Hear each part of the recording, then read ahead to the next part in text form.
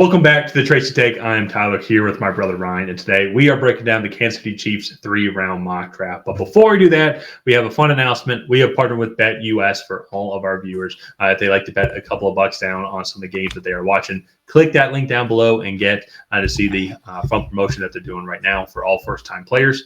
You get a 125% match for the first 3 deposits. It's a great deal. And also, too, if you like watching some of the NBA games or NHL games and like to have a little additional fun while you're watching that, click that link down below and take full advantage of that promotion. While you're at it, subscribe to the Tracy Take. We're trying to get to 3,000 subscribers by the NFL Draft. We're just about 200 away or so by the recording of this video. So any help is greatly appreciated. So, Ryan, let's pull up the slides here. So, Kansas City Chiefs haven't really done too much on the offseason outside of re-signing some key players. Even today, just it's not the biggest re-signing, but it happened as of today of this recording. Clyde Edwards-Helaire did re-sign with the Chiefs, so just some more running back depth. I always thought it was still a good combo with him and Isaiah Pacheco in the backfield.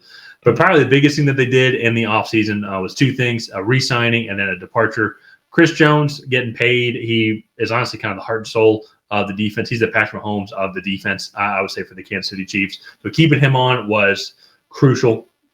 L'Jarius Sneed, however, got franchise tagged, and he did not want to stay with the team at all. They ended up trading him to Tennessee, which is going to bring up another interesting hole, I think, for this team to address that I believe that we mentioned as a potential possibility that they could go with one of their picks. We'll explain that kind of as we get going on here. But, Ryan, what do you think of the Chiefs' offseason so far?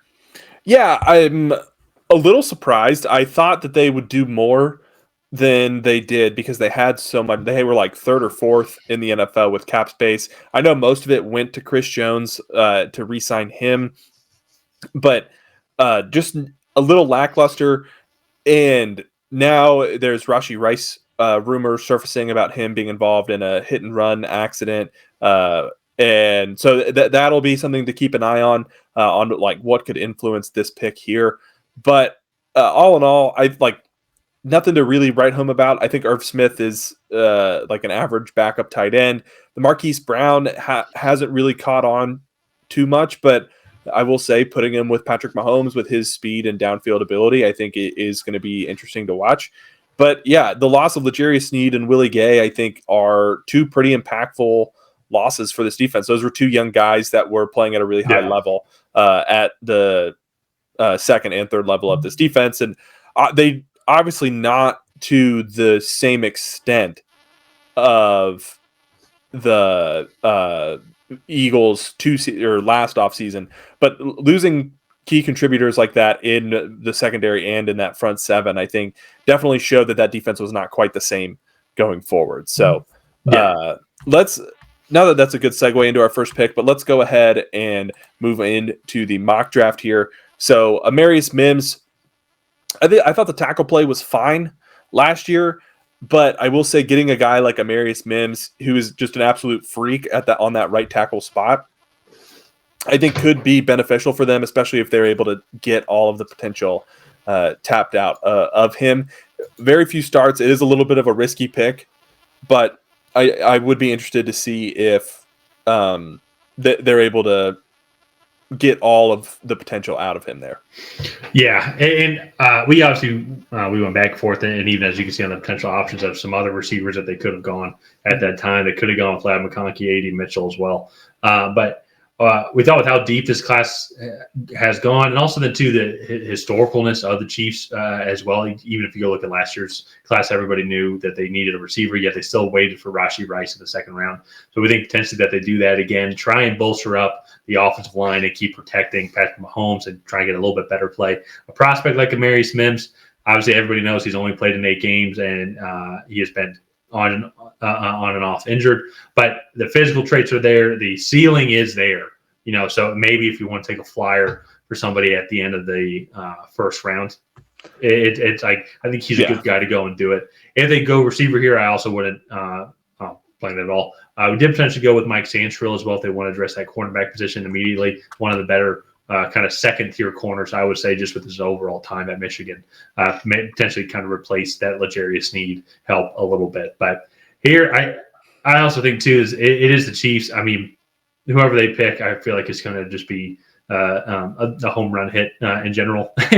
So just because with the way that Andy Reid runs that organization, the way Patrick Mahomes is a leader of that team, players are going to come in and instantly respect the organization and the play that they have going on there because they know that whatever they do, it works. So I think they're going to get the best out of whoever they select here. Same thing then, too, for their second pick. This is where we do have them going with a receiver here, Jermaine Burton, as well. I think he would be a good complement to the receiving room that they have right now with Rashee Rice, Marquise Brown. There are still some other guys that are free agents from the Chiefs, such as Marquez Valdes-Scantling. So maybe they can re-sign him as well, just get some more depth to that team. But I think he'd just be a good complement to this room and also just another good body, I think, young body that they can hopefully keep improving on and hopefully can stay not get in trouble during his time if he gets drafted here. Yeah, and that I think is probably part of the reason why Jermaine Burton makes it down this far. Is I do think just as far as his skill set to win down the field at the X spot is one of the top guys in this class. However, there are, I think, some character concerns just about his personality. Sorry, I meant that about Rashee Rice, not about Jermaine Burton. I don't mean to get. Well, no, I agree, but I'm just saying, like, I'm talking about Jermaine Burton that he has some character concerns, which is why he falls down here. Oh, yeah, I didn't know that. I meant more with Rashee Rice because the receiver need might be a lot more pressing if Let's see what happens with Rice. Yeah. And so he has the talent to be a potential first-round guy, but he falls all the way down to the end of the second because of those concerns. But this is a guy you won on the outside, which is not something that I think Kansas City did a lot of last year. A lot of it was over the middle of the field with Rashee Rice and Travis Kelce. Interesting pick there. And then also kind of moving on now to pick 95, we're going with Marshawn Nealon, the edge rusher from, I believe, Bowling Green. Or am I thinking of Western Michigan? Bowling Green was the guy from last year. But Western Michigan, a really big edge rusher. I think he's almost 300 pounds, so he really could play that inside-outside technique. But I almost view him as like a Chris Jones Jr., where he'll probably play that defensive tackle technique, but he's really a pass rusher from that spot. Yeah. So. Oh, go ahead.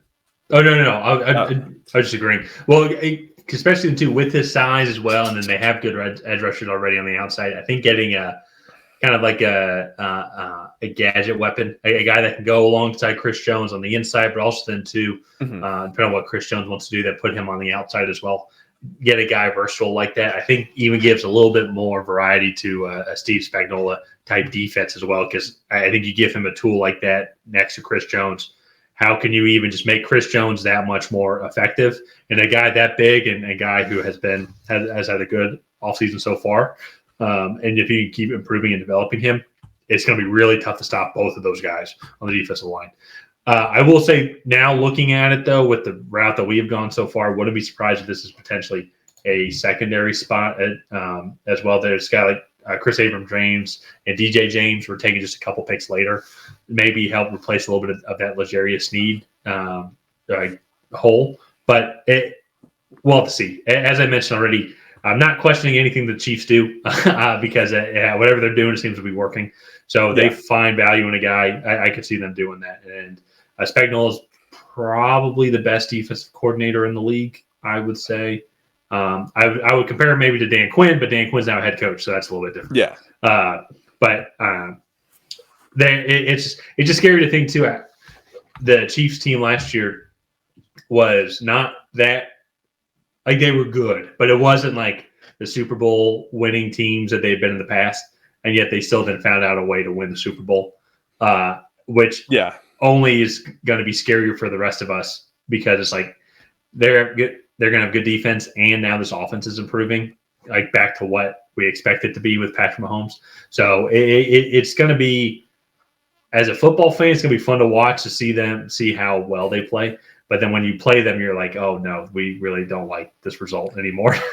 Yeah, exactly. And that's where like it's going to turn into, to me, I think like what the Patriots were, like if you're going to beat them, you have to beat them for 60 full minutes. You can't do what the 49ers did and let them linger around until the very end. And then, well, that's the only reason why they were still in that game. In a lot of the games, honestly, in the second half of the season was because of that defense.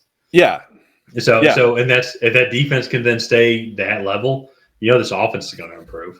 So Yeah, that's what's I will scary about say it. it's going to be hard. I think for them to maintain that level. I mean, they had 2 All Pros at corner. Chris Jones was an All Pro as well. George Karlaftis made the Pro Bowl as Mhm. well. They lost L'Jarius Sneed and Willie Gay, who were 2 pretty essential pieces to that defense. So I think it's going to be hard for them to stay at that level. But I think you look, they still have a lot of really good pieces on that defensive side of the ball. So Yeah.